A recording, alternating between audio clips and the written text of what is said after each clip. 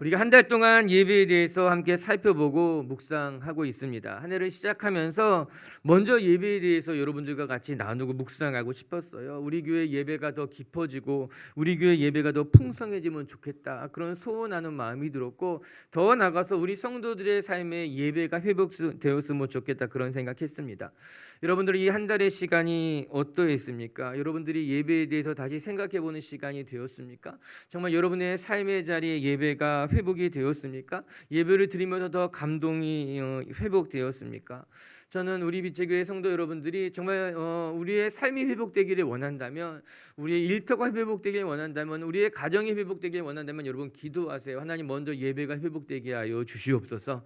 예배가 회복되면요, 가정도 회복되고요, 일터도 회복되고 우리의 삶이 회복될 줄로 믿습니다. 우리가 돌아보게 되면 가장 첫 번째 우리가 배운 것은 우리가 예배로 시작하는 삶이었어요. 아브라함이 가는 곳마다 가장 먼저 하는 것이 예배의 제단을 쌓는 것 아니겠습니까? 그에게는 그것이 특별한 일이 아니었어요. 왜냐하면 낯선 땅, 아무도 의지할 수 없는 아브라함과 그의 가족들은 가장 먼저 제단을 쌓고 하나님만 의지하고 하나님만 붙들면서 이 순례자의 삶을 살아갔던 건 아니겠습니까? 그렇기 때문에 낯선 땅에 도착하면요, 그들은 가장 먼저 예배의 제단을 쌓고 하나님의 이름을 부르고 하나님 앞에 자신의 삶을 맡겨드린 거예요. 우리도 본질적으로 아브라함과 크게 다를 것이 없습니다. 우리의 삶도 순례의 여정이에요. 우리의 삶 가운데 우리가 누구를 의지하고 무엇을 바라볼 수 있겠습니까? 우리 빛의 교회 성도 여러분들도요, 오직 하나님만을 의지하고, 여러분이 사업을 시작할 때도 예배로 시작하고요, 하루를 시작할 때도 예배로 시작하고요, 누구를 만날 때도 예배로 시작하는 인생이 될 때 하나님이 우리의 삶을 축복하실 줄로 믿습니다. 두 번째, 예배하는 사람들을 통해서 일하시는 하나님에 대해서 우리가 묵상했습니다. 바울과 실라가 비록 옥에 갇혀 있었지만 그가 그 옥중에서 예배할 때 하나님의 역사가 일어났죠. 하나님의 기적이 그들의 예배 가운데 일어났다라고 하는 겁니다. 찬송의 소리가 전 옥에 가득 울려 퍼지게 되었다, 성경은 이야기하고 있어요. 그들이 예배하자 옥도가 흔들렸고요, 옥문이 열렸고 창고가 풀렸어요. 뿐만 아니라 간수가 복음을 듣고 그의 가정이 복음을 받아들이고 세례받는 일들이 일어났잖아요. 그리고 그들을 통해서 빌립보 교회가 탄생하게 되는 너무나 중요한 기초석이 만들어지게 된 거예요. 여러분, 이처럼 역사가 언제 나타나는가? 예배의 자리에서 하나님의 역사가 일어난다라고 하는 거예요. 예배하는 사람을 통해서 하나님은 일하시고 우리가 예배할 때 기적이 일어나게 된다라고 하는 것입니다. 우리 빛의 교회 성도 여러분들도 이 예배의 자리에서 은혜를 경험하실 뿐만 아니라 여러분이 예배할 때 기적이 일어나고 그 기적을 통해서 하나님이 일하시는 것을 경험하는 분들 되었으면 좋겠어요. 그리고 지난주에 말씀에서는요, 마리아가 자신의 삶의 가장 값진 향유를 예수님의 발에 깨뜨려 전부 다 붓고 자신의 소중한 머리털로 예수님의 발을 씻겨드리는 장면을 같이 묵상했어요.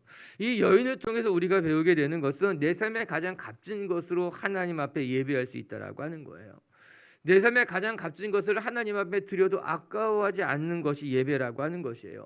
여러분, 예배는 계산이지 않습니다. 하나님을 위해서 내 삶의 전부를 드리는 것이 예배인 거예요. 그 참된 예배자의 모습이라고 하는 거예요. 우리 빛의 교회 성도 여러분들이 여러분의 삶의 가장 값진 것, 가장 소중한 것으로 하나님 앞에 예배할 수 있게 되기를 원합니다. 오늘은 너무나 바쁘기 때문에 예배할 수 없어. 나는 너무 바쁘기 때문에 예배할 수 없어. 나 이거 너무 소중한 것이기 때문에 하나님 앞에 드리는 것이 아까워. 여러분, 그것이 아니라 내 삶의 가장 값진 시간을 하나님 앞에 드릴 수 있다면, 내 삶의 가장 값진 재능을 하나님 앞에 먼저 드릴 수 있다면, 내 삶의 가장 값진 것으로 하나님을 예배할 수 있다면, 우리 교회 어떤 지체는요, 옷을 사면요, 그 옷을 가만히 두다가 주일날 그 옷을 입는다는 거예요. 그런데 코로나를 맞이했어요. 주일날 교회 오지 못하니까는 옷장에 새 옷이 이렇게 쌓여 있었다는 거야. 이것을 입고 교회 가야 되는데, 그 말을 들으면서 한편으로는 좀 덜 사면 될 텐데, 그러다가도 또 한편으로는 또 그 마음이 또 귀한 거예요. 네, 그래도 내가 귀한 거예요. 우리 빛의 교회 성도 여러분들의 예배가 더 풍성해지고 그 예배를 통해서 하나님께서 일하시게 되는 것을 경험하게 될 줄로 저는 믿습니다. 그리고 이제 오늘 살펴볼 말씀은 감사로 드리는 예배예요.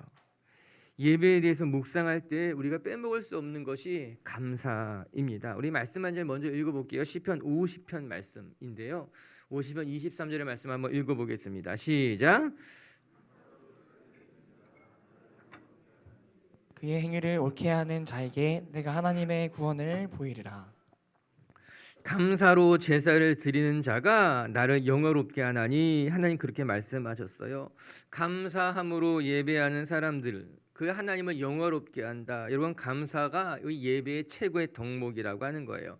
예배하는 사람들의 마음에 감사가 없다면 그 예배는 껍데기일 수밖에 없다라고 하는 것입니다. 예배의 자리에 나왔지만 내가 입술로는 찬양을 하고 있을지는 모르지만 우리 마음 가운데 감사하는 마음이 없다면 하나님을 영화롭게 할 수 없어요. 우리의 예배는 껍데기가 될 수밖에 없다라고 하는 것입니다. 그럼 오늘 우리가 같이 살펴볼 네 번째 마지막 시간은 우리의 예배가 감사로 충만해지면 좋겠다. 여러분들이 이 예배 자리에 나올 때 감사하는 마음을 가지고 나온다면 하나님은 여러분의 예배를 기쁘시게 받으실 뿐만 아니라 그 예배를 통한 일하실 줄로 저는 믿습니다. 그러면 첫 번째 말씀을 통해 배울 것이 무엇인가? 다윗의 고백인데 다윗이 어떻게 예배했는가? 다윗은 고난의 웅덩이에서 나를 건져주시고 원수들의 목전에서 나를 보호해 주신 하나님을 기억하며 감사했다라고 하는 것입니다. 다윗은 지난날 자신을 이 원수들에게서부터 구해주신 하나님을 기억하면서 감사의 자리로 나갔어요. 1절의 말씀은 이렇게 시작하고 있습니다. 1절 다 같이 읽겠습니다. 시작. 여호와여, 내가 주를 높일 것은 주께서 나를 끌어내사 내 원수로 하여금 나로 말미암아 기뻐하지 못하게 하심이니이다. 한 단어 한 단어에 힘이 있습니다. 여기서 그는 먼저 끌어내사 그렇게 고백하고 있는데 가장 눈에 띄는 단어인 거예요. 주께서 나를 끌어내사, 이 단어는 깊은 웅덩이 같은 곳에 빠진 사람을 건져내는 모습을 상상하게 됩니다. 다윗이 인생의 깊은 골짜기 웅덩이에 빠졌는데 하나님의 다윗의 손을 붙잡아서 건져주셨다라고 하는 거예요. 내가 혼자 스스로는 빠져나올 수 없는 웅덩이에 깊이 빠져서 죽을 위기에 놓였는데 하나님의 강한 손이 나타나셔서 다윗을 건져주셨어요. 끌어올려 주셨다. 다윗은 그것을 기억하며 하나님 앞에 감사하고 있었어요. 다윗은 이 하나님의 은혜를 잊을 수가 없었습니다. 사실 이 시편 30편의 노래는 고난의 자리에서 쓰여진 것이 아니라 고난의 자리가 다 지나고 난 이후에 그가 고난의 때를 기억하면서 하나님 앞에 고백한 노래라고 말할 수 있을 것이에요. 고난의 자리에서 하나님이 나를 어떻게 건지셨는가를 이 고난의 자리를 지난 이후에 돌아보니 하나님이 나를 이렇게 구원해 주셨지, 너무나 감사한 마음에 이 노래를 부르고 있었다라고 하는 것입니다. 이 다윗의 고백이라고 하는 거예요. 하나님이 나를 깊은 웅덩이, 내가 스스로 빠져나올 수 없는 골짜기에서 하나님이 나를 건져주셨습니다. 내가 너무나 감사하기에 이 노래를 지을 수밖에 없었다라고 하는 거예요. 말씀을 읽어보게 되면은 아마 다윗은 죽음의 위기까지 간 것만 같아요. 3절의 말씀을 보게 되면은 주께서 내 영혼을 수올에서 건져주셨다, 나를 살리셨다 고백하고 있잖아요.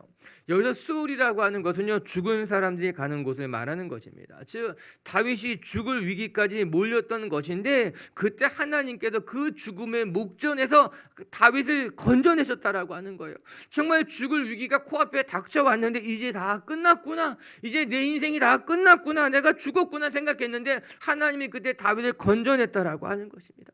그것이 너무나 감사해서 다윗이 잊을 수 없어서 그 감사한 마음을 가지고 노래하고 있는 거예요. 저도 2번 정도 죽을 고비가 있었어요. 교통사고였는데 제가 예배 때 한번 여러분들에게 말씀드렸던 적이 있어요.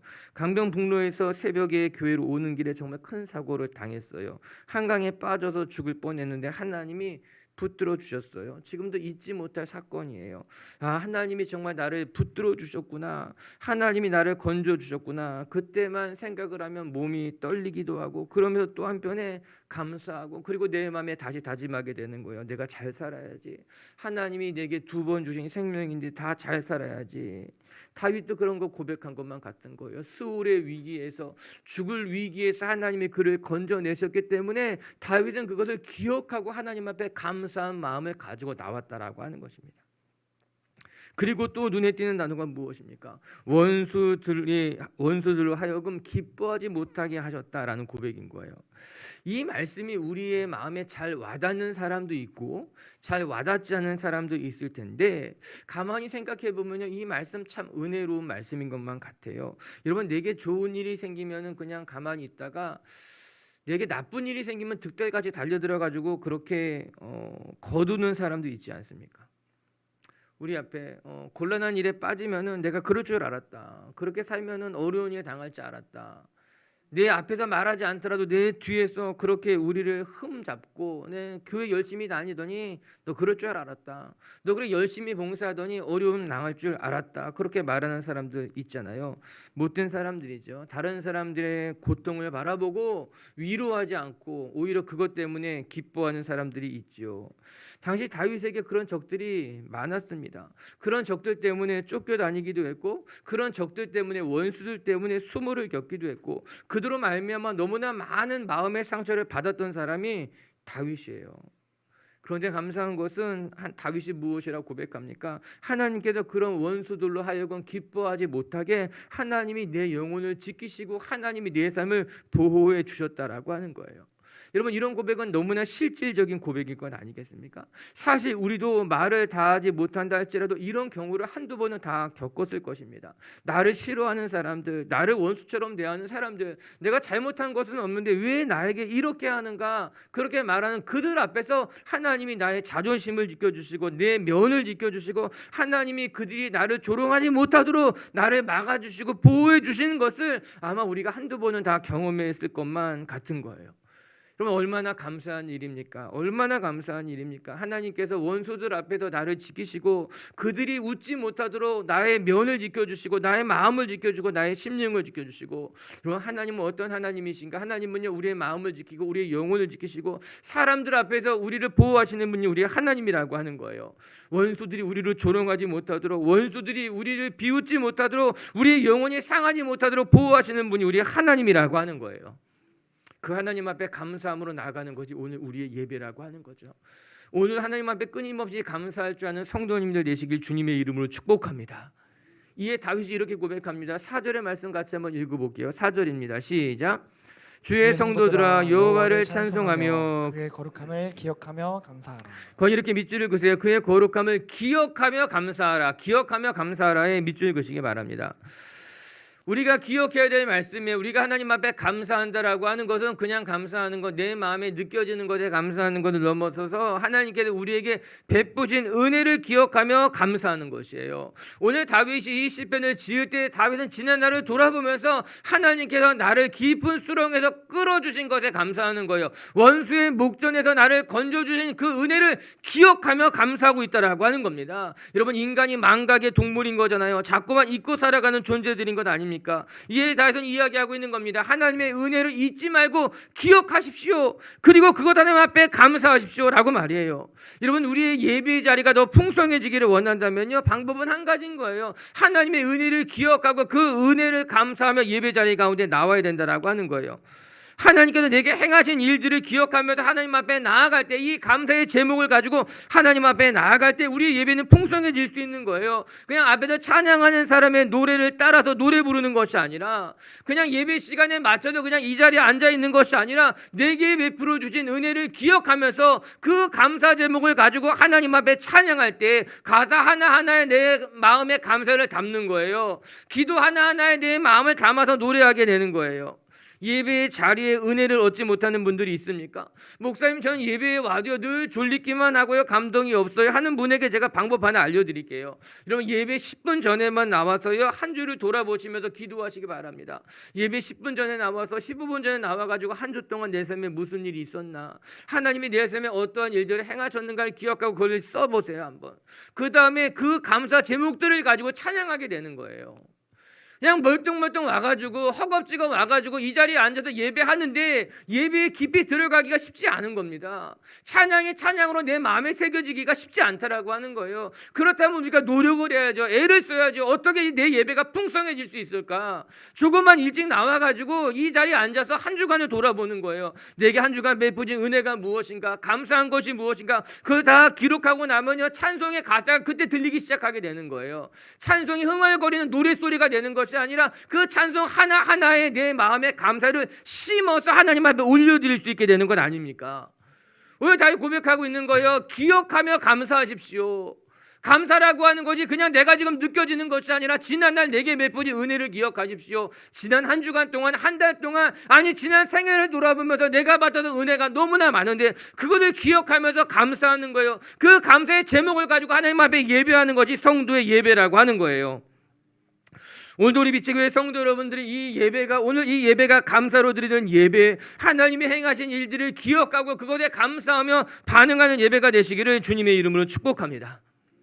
두 번째, 우리가 하나님 앞에 감사할 수밖에 없는 이유가 오늘 성경에 또 하나 등장하고 있습니다. 그 5절의 말씀인데요. 그 이야기부터 해보면 하나님의 앞에 하나님 노여움은 잠깐이고요, 우리에게 베푸신 은혜는 평생이라고 하는 거예요. 그렇기 때문에 우리가 감사할 수밖에 없어요. 5절 말씀 한번 같이 읽어볼까요? 5절이에요. 제가 너무너무 좋아하는 말씀, 시작. 그의 노염은 잠깐이요 그의 은총은 평생이로다. 저녁에는 울음이 깃들일지라도 아침에는 기쁨이 오리로다. 제가 고등학교 때 이 말씀이 마음판에 깊이 새겨졌어요. 지금으로부터 몇 년 전이에요? 근데 옛날이에요. 생각해보니까, 막 따져보니까는 옛날인데, 근데 잊을 수가 없는 거예요. 이 말씀이 너무나 감사해요. 허물 많은 인생인데, 부족함이 많은 인생인데, 이 말씀을 들을 때, 이 말씀을 기억할 때 너무 감사한 거예요. 한번 따라해 보시기 바랍니다. 그의 노여움은 잠깐이요 그의 은총은 평생이로다. 저녁에는 울음이 깃들지라도 아침에는 기쁨이 오리로다. 할렐루야.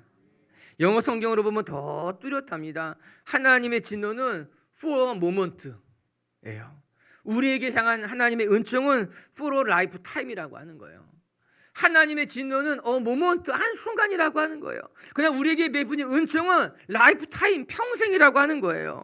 이게 얼마나 감사한 말씀인 거예요. 우리의 삶에 하나님의 진노, 하나님의 노여움, 우리가 부족한 것 많고 허물이 많고 죄 지은 것이 많아서 하나님이 진노하실 때가 있는데 그것은 모먼트, 잠깐이라고 하는 거예요. 그러나 반면에 우리의 삶에 베푸신 하나님의 은총은 우리의 삶의 전부라는 거예요. 평생이라고 하는 거예요. 하나님의 성품을 인간의 모습에 비유해서 설명해 주고 있는 것이에요. 사실 무한한 하나님, 눈에 보이지 않는 하나님, 이 여호와 하나님을 우리가 어떻게 이해할 수 있겠습니까? 그렇기 때문에 하나님께서는요, 인간의 방법을 통해서 하나님이 어떠한 분인지 우리에게 보여주고 있는 것 아니겠습니까? 우리가 무한한 하나님을 이해하기 쉽도록 하나님은 우리의 언어로 우리에게 말씀하시는 거예요.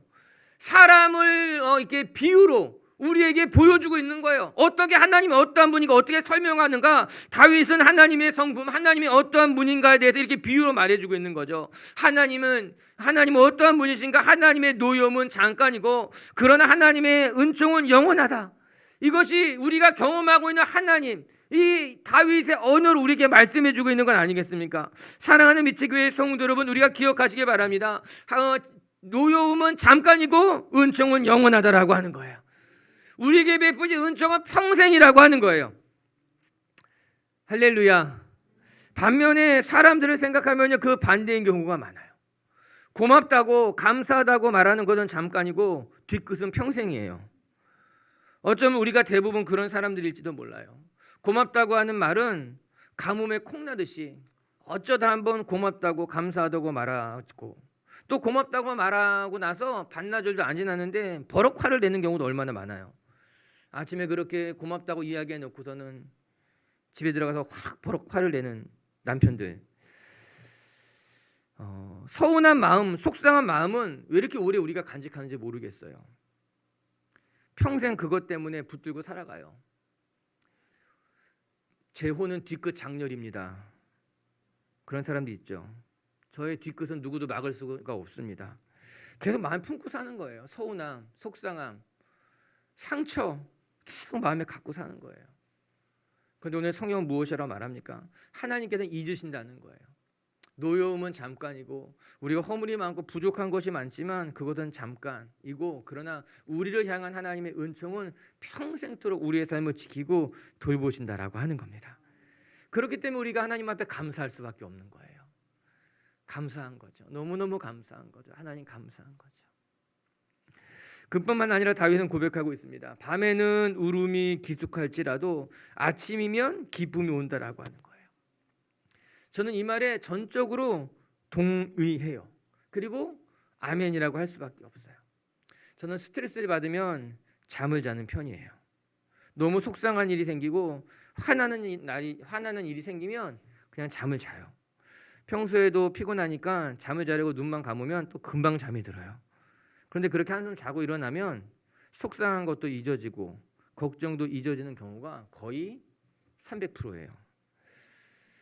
이게 머리가 나쁜 것인지 아니면 감정이 둔한 것인지 잘 모르겠지만 아무튼 자고 일어나면 기분이 좋아져요. 뭔가 좋아져요. 굉장히 행복한 메커니즘을 가진 인간인 거예요. 막 속상한 일이 있고 나쁜 일이 있고 막 뭐라 막 그래도 자고 일어나면 리셋이 되는 것 같아요. 그냥 좋아요. 그렇기 때문에 이 말씀을 읽으면서 너무 공감이 가요. 저녁에는 속상한 일이 생기고 저녁에는 울을 일이 있지만 아침이 되면은 다시 새 날이 오고 새 힘을 주시고 새 은혜가 찾아오게 된다라고 하는 거예요. 근데 오늘 말씀을 묵상하면서 깨닫게 됩니다. 아, 내가 바보가 아니라 내가 둔한 것이 아니라 하나님이 내게 새 은혜를 베풀어 주시는 것이었구나라고 깨닫게 되는 거예요. 다시 감사하게 되는 거예요. 제가 바보가 아닙니다. 저도 기억하고 다 기억해요. 속상한 것은 또 속상해 하는 사람이라고 하는 거예요. 그런데 자고 일어나면 또 하나님이 내게 새 마음을 주시고 그래 하나님으로 살아가는 거지. 새 힘을 주시고 새 날을 주셔서 또 다시 새롭게 살아가게 하시는 것이다. 깨닫게 되는 것 아닙니까? 다윗은 이 말씀을 통해서 우리에게 가르쳐주고 있는 거예요. 이거 하나님의 약속이라고 하는 겁니다. 우리가 세상을 살아가면서 밤에는 울음이 기숙할지라도 속상한 일, 고통스러운 일, 절망스러운 일로 하루를 마감한다 할지라도 아침이 오면은 다시 하나님이 새 날을 주시고 새 힘을 주실 것이라 그것이 하나님의 약속이라고 하는 거예요. 사랑하는 빛의 교회 성도 여러분, 요즘 봄이 오는 것만 같은 것을 느낄 때가 있어요. 간혹 이렇게 나무에 이렇게 꽃이 피려고 꽃몽오리가 이렇게 진 것도 보고 사진도 찍었어요. 신기하더라고요. 겨울이 지나면 봄이 오죠. 그 자연의 섭리인 거예요. 그가 하나님의 은혜인 것만 같은 거예요. 우리의 삶이 절망스러운 일로 가득하고 속상한 일이 일어나고 사람에게 상처를 받고 그것 때문에 무너지는 것만 같아도 내일이 되면 하나님은 우리에게 새 날을 주시고 새 힘을 주시고 또 너무 낙심되는 일이 있다 할지라도 절망하지 않고 일어난다면 하나님이 다시 우리를 새롭게 하실 줄로 믿습니다. 그 날마다 하나님이 주시는 은혜로 오늘은 힘들지만 또 오늘 자고 일어나면 내일 새 힘을 주시고 새 날을 주시고 여러분들을 새롭게 하시는 하나님 아버지 앞에 감사의 예배로 나아가는 성도님들 되시기를 주님의 이름으로 축복합니다. 할렐루야. 우리 옆에 분하고 인사합시다. 내일이면 또 새 날이 올 거예요.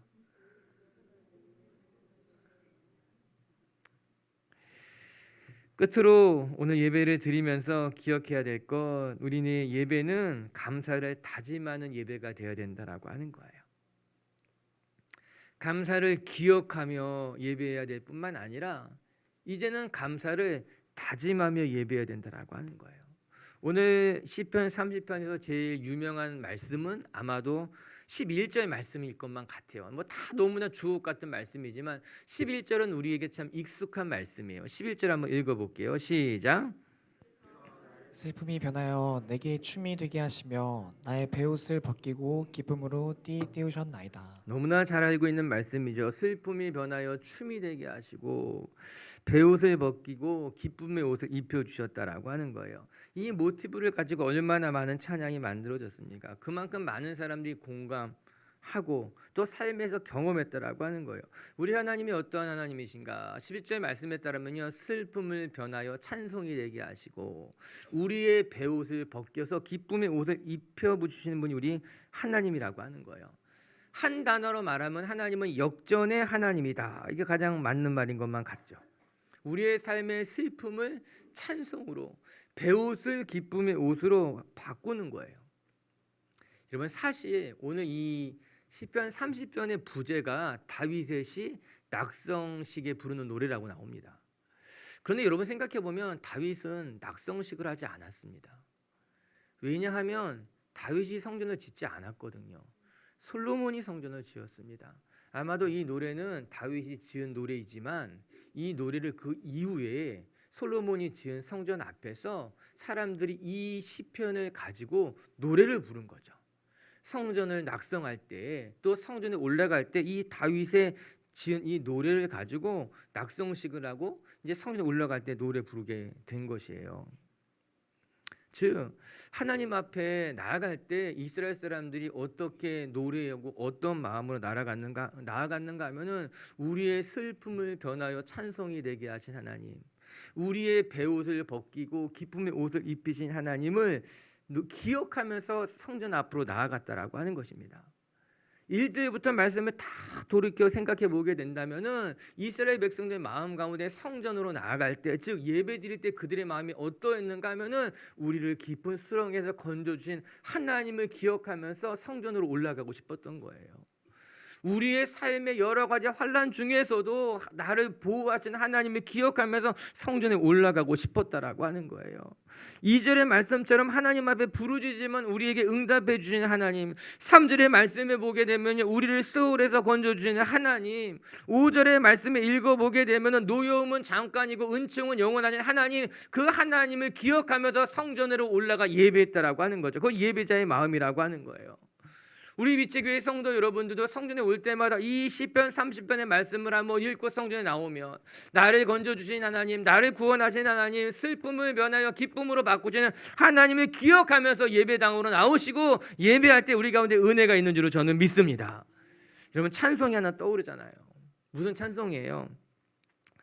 내 손을 주께 높이 듭니다.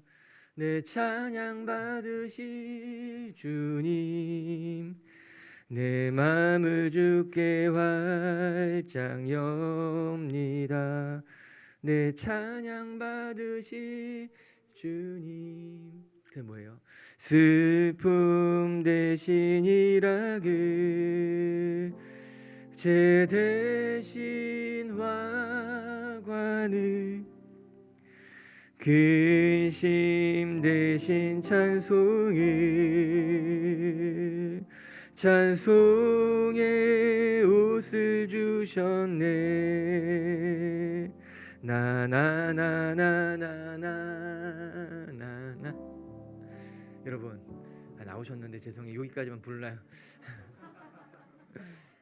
근데 이 찬송 가운데 가장 감동이 되는 가사가 어디예요, 여러분은? 저는 이 가사 중에 가장 감동이 되는 부분은 나나나나나나나예요. 이 부분이 제일 은혜가 되는 거예요. 이 찬송을 다 부르고 난 다음에 나나나나나나 하는데 눈물이 펑펑 쏟아지는 거예요. 이 여훈구라고 하잖아요. 그냥 가사가 없이 그냥 나나나나나나 부르는데 그거에 이 노래 부르는 사람의 마음이 다 담겨져 있는 거예요. 눈물도, 기쁨도, 감사도, 모든 게 그 그냥 나나나나나나나나 여기에 이게 다 담겨져 있는 거예요. 그래서 이 찬송의 핵심은 나나나나다. 이 찬송의 제목을 나나나나로 부르면 유행가 같겠죠. 근데 우리가 그럴 때가 있는 거예요. 하나님의 은혜가 막 복받쳐가지고 일일이 다 고백하지 못하지만 막 부를 수 있는 것. 오늘 시편이 어떻게 끝나는지 아십니까? 이렇게 끝납니다. 시편 30편 12절은 이렇게 끝나요. 같이 한번 읽어볼게요. 시작. 이는 잠잠하지 아니하고 내 영광으로 주를 찬송하게 하심이니 여호와 나의 하나님이여 내가 주를 영원히 감사하리이다. 아멘. 내가 주께 영원히 감사하리이다. 이거는 다윗의 다짐이라고 하는 거예요. 내 삶이 이렇게 놀라운 은혜를 베푸니 하나님 아버지 앞에 내가 이제 지금만 감사하는 것이 아니라 영원히 감사하리로다. 영원이라고 하는 단어가 앞절에 한번 나왔었어요. 언제 나왔어요? 그의 노여움은 잠깐이요 은총은 평생이로다. 영원하다는 거예요. 다윗이 동일하게 하나님 앞에 다짐하고 있는 거예요. 하나님, 저도 하나님을 영원히 감사하겠습니다. 내 삶에 시련이 오고 환란이 온다 할지라도, 속상한 일을 만나고 마음 아픈 일을 만난다 할지라도 난 영원히 하나님을 감사하며 하나님 앞에 예배하겠습니다 고백하고 있는 것 아니겠습니까? 우리 빛의 교회 성도 여러분들도 오늘 이 기쁨의 자리, 이 예배의 자리에 나와서 정말 하나님 앞에 감사로 예배하며 내가 평생 하나님만 감사하며 예배하겠습니다 고백할 수 있는 성도님들 되시기를 주님의 이름으로 축복합니다. 말씀을 정리합시다. 다윗은 오늘 우리에게 귀한 교훈을 가르쳐주고 있습니다. 우리의 예배란 고난의 웅덩이에서 건져내 주시고 원수들의 목전에서 우리를 구원하신 하나님을 기억하며 감사하는 것이 예배라고 하는 거예요. 여러분, 이 예배 자리에 나올 때 지난 한 해 동안, 아니 지난주 동안 내게 베푸신 하나님의 은혜를 기억하며 잊지 말고 하나님 앞에 감사할 줄 아는 성도님들 되시길 주님의 이름으로 축복합니다. 그리고 두 번째, 우리가 감사할 수밖에 없는 이유는 노여움은 잠깐이고 은총은 평생이기 때문인 거예요. 여러분, 하나님의 은혜는 for a lifetime, 우리의 삶 영원히 평생 계속될 줄로 저는 믿습니다. 그 은혜에 감사하는 성도님들 되시기를 바라고, 더 나아가 세 번째, 우리의 감사가 오늘 하루로 끝나는 것이 아니라 영원히 하나님 앞에 감사하며 이 예배의 자리가 감사로 채워지는 하루가 되시고 성도님들 되시기를 주님의 이름으로 축복합니다.